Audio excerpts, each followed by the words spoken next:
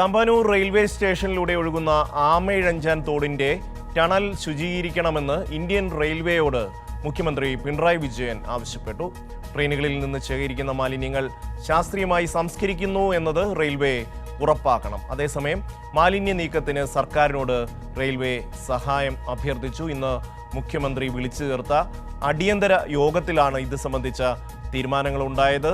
തിരുവനന്തപുരത്ത് നിന്ന് ഷീജ ചേരുന്നു.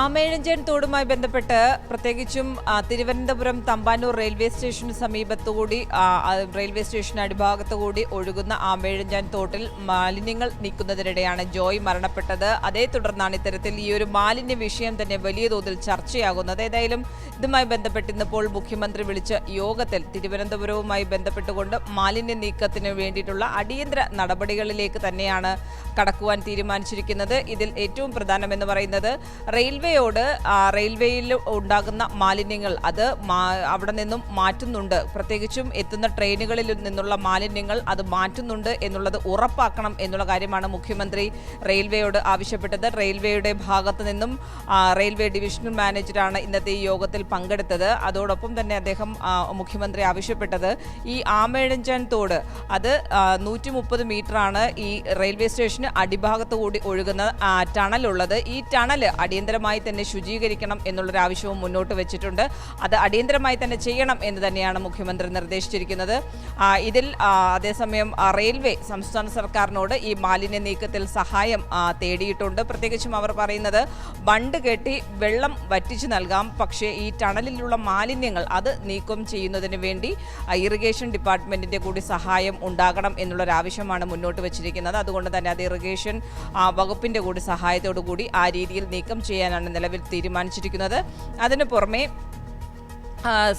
അതായത് തിരുവനന്തപുരം ജില്ലയിലെ മാലിന്യ നീക്കവുമായി ബന്ധപ്പെട്ടുകൊണ്ട് ഈ ആമയിഴഞ്ചാൻ തോടിലെ തോട് ഉൾപ്പെടെയുള്ള ചെറുതോടുകൾ ശുചീകരിക്കുക, പൂർണ്ണമായും ശുചീകരിക്കുക എന്നൊരു തീരുമാനമെടുത്തിട്ടുണ്ട്. ആ രീതിയിൽ മാലിന്യം പൂർണ്ണമായും മുക്തമാക്കുക, അതിനുവേണ്ടി പ്രത്യേക ഒരു സമിതിയെയും നിയോഗിച്ചിട്ടുണ്ട്. അത് ജില്ലാ കളക്ടറിന്റെ മേൽനോട്ടത്തിൽ സബ് കളക്ടറായിരിക്കും അതിൻ്റെ കോർഡിനേഷൻ ചുമതലകൾ നിർവഹിക്കുക. അതിൽ നഗരസഭയുടെ പ്രതിനിധി ഉണ്ടാകും, അതോടൊപ്പം തന്നെ റെയിൽവേയുടെ പ്രതിനിധി ഉണ്ടാകും, ഇറിഗേഷൻ വകുപ്പിന്റെ പ്രതിനിധി ഉണ്ടാകും. ആ രീതിയിലാണ് ക്രമീകരിച്ചിരിക്കുന്നത്.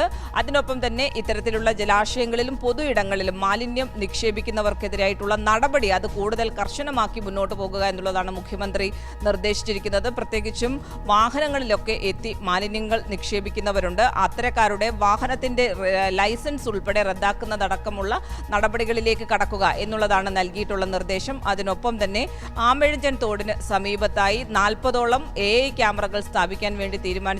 കൃത്യമായ രീതിയിൽ മാലിന്യങ്ങൾ നിക്ഷേപിക്കുന്നവരെ കണ്ടെത്തി അവർക്ക് പിഴ ചുമത്തി കർശനമായിട്ടുള്ള നടപടികളിലേക്ക് നീങ്ങുക. ഇതിൽ പോലീസും കൃത്യമായിട്ടുള്ള നടപടി സ്വീകരിച്ച് മുന്നോട്ട് പോകണമെന്ന് മുഖ്യമന്ത്രി യോഗത്തിൽ ആവശ്യപ്പെട്ടിട്ടുണ്ട്.